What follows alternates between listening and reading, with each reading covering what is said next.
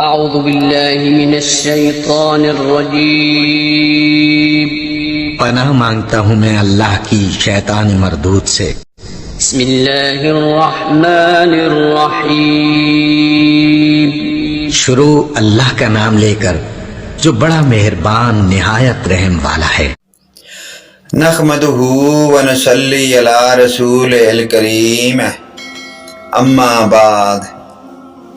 اللہ تبارک و تعالیٰ کا لاکھ لاکھ شکر ہے کہ جس نے اپنے پیارے حبیب کے صدقے اپنی مخلوق کی تخلیق کی۔ پیارے دوستوں اور پیارے بھائیوں، دینی اسلامی ویڈیو شروع کرنے سے پہلے دنیا کے تمام دوست بھائیوں سے ہماری گزارش ہے، عرض ہے، ویڈیو کو لائک کریں، سبسکرائب کریں اور ساتھ لگے ہوئے گھنٹی کے آل کے بٹن کو ضرور پریس کریں تاکہ ہماری ہر نئی آنے والی ویڈیو کا آپ تک پر وقت اس کا نوٹیفیکیشن ملتا رہے۔ تو چلیے ناظرین، واقعہ حدیث نمبر 44 اسلامی ویڈیو کی جانب چلتے ہیں۔ حدیث نمبر 44 کتب صحیح بخاری شریف، موضوع ہے ایمان کی کمی اور زیادتی کے بیان۔ یہ ہے ہماری آج کی ویڈیو کا موضوع، حدیث نمبر 44 فصل ایمان کا بیان۔ بیان نمبر 44،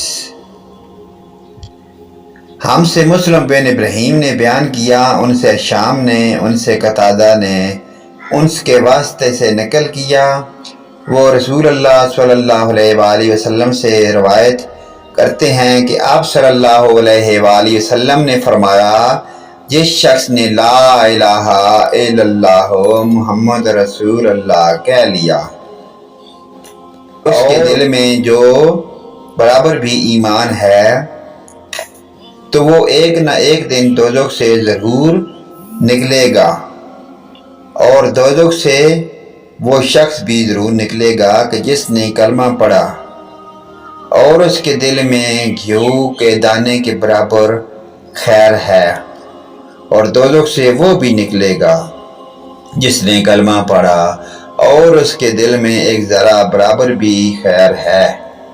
ابو عبداللہ امام بخاری رحمہ اللہ فرماتے ہیں کہ ابان نے بروایت قتادہ بواسطہ انس رضی اللہ عنہ رسول پاک صلی اللہ علیہ وآلہ وسلم سے خیر کی جگہ ایمان کا لفظ نقل کیا ہے۔ یہ ہے ہماری آج کی حدیث اور اسلامی اور پیاری بات۔ پیارے دوستوں اور پیارے بھائیوں، ایمان ہمیں مضبوط رکھنا چاہیے۔ ایمان کامل کے یقین کامل، انسان کو یہ چیزیں پکی اور مضبوطی سے رکھنی چاہیے کہ انسان کا ایمان مضبوط ہو۔